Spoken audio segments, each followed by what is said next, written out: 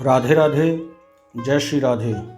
मैं श्रीधाम वृंदावन से रामलोचन पारासर आपका हार्दिक स्वागत करता हूं अपने YouTube चैनल ठाकुर रस पे। कार्तिक मास में सुनी व सुनाई जाने वाली कहानियाँ व कथा। पोपाबाई नाम की एक स्त्री किसी गांव में रहा करती थी।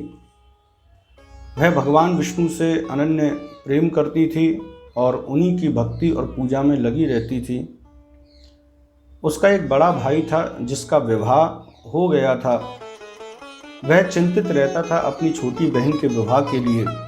एक दिन जब अपनी बहन को देखने के लिए कुछ लोग आए तो पोपाबाई ने मना कर दिया। बोले मैं विवाह नहीं करूँगी।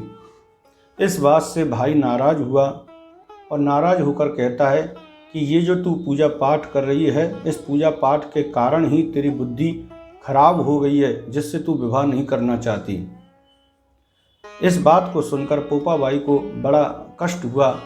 एक दिन वह अपने भाई से कहती है, भाई मेरे लिए तू एक काम कर दे। बोले क्या? मेरे लिए तू एक कुटिया बना दे जंगल में। मैं उस कुटिया में रहकर मैं भजन करना चाहती हूँ। मैंने अपना पूरा जीवन भगवान विष्णु को समर्पित कर रखा है। और गांव में कह देना कि वह अपनी गाय और बछड़ों को जंगल में छोड़ दें। मैं उनकी रखवाली करूंगी, उनकी सेवा करूंगी और उन्हीं से कुछ मांग कर मैं भोजन करके अपना जीवन व्यतीत कर लूँगी। भाई ने ऐसा ही किया। वह कुटिया बनाकर भजन करने लगी। एक दिन की बात है, वहाँ का जो राजा है वो राजा जंगल में भ्रमण करते करते गुजरा। उसे बड़ी ज़ोर से प्यास लगी तो उसने उस कुटिया को देखा और कुटिया के समीप आकर आवाज़ दी, यहाँ पर कोई रहता है तो कृपया बाहर आए। कोई है, कोई है। कई बार आवाज़ देने के बावजूद भी जब किसी ने नहीं सुना तो राजा ने दरवाज़ा खटखटाया तो अंदर से आवाज़ आती है, कौन है?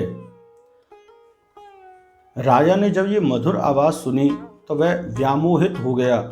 राजा विचार करने लगा, जब ये आवाज़ इतनी मधुर है तो इसको बोलने वाली कितनी सुंदर होगी। उसके अंदर पाप जागृत हो गया। वह दरवाज़ा खोलती है।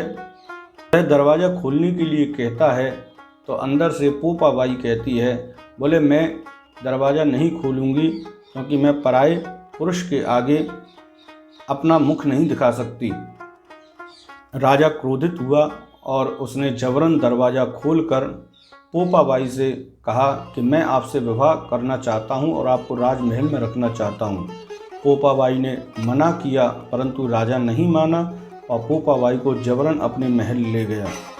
जब वो महल ले गया था तो पोपाबाई ने श्राप देते हुए कहा, हे राजन, आपने मेरे शरीर को स्पर्श किया है, इसलिए मैं आपको श्राप देती हूँ। तुम्हारा सारा राजपाट नष्ट हो जाएगा। राजा की जो रानियां थीं वह राजा को समझाते हुए कहती हैं कि आप जिस नारी को लेके आए हैं वो आपके विनाश का कारण हो सकती है, आप उसको वापस छोड़ आओ। राजा को जब यह महसूस हुआ तो राजा ने पोपाबाई को पुनः उसकी कुटिया छोड़ने का फैसला किया। वह उसको लेकर जा रहा था कि मार्ग में नदी पड़ी। राजा उस पाप की नदी में डूब गया और उसकी मृत्यु हो गई। यह देखकर पोपाबाई को भी बड़ा दुख हुआ और पराये पुरुष से स्पर्श होने के कारण उसने अपनी निज इच्छा शक्ति से अपने प्राणों का परित्याग कर दिया। जब वह यमराज के पास पहुंची तो यमराज ने पोपाबाई का खूब स्वागत किया। हाथ जोड़कर कहा, देवी आप यमराज के पास में आई हैं, उसका कारण ये है। यमराज कहता है, आपको वैकुंठ वास तो नहीं मिल सकता क्योंकि आपने विधान के अनुसार नहीं अपितु अपनी निज इच्छा से प्राणों का परित्याग किया है। परंतु भगवान श्री विष्णु की आपने जीवन भर आराधना करी है तो उन्हीं की आज्ञा से आपको सोने का निवास दिया जाएगा।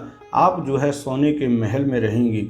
ऐसा कहकर यमराज वहाँ से चला गया और यहाँ पर सोने के महल में पोपाबाई निवास करने लगी और भगवान विष्णु की आराधना करने लगी।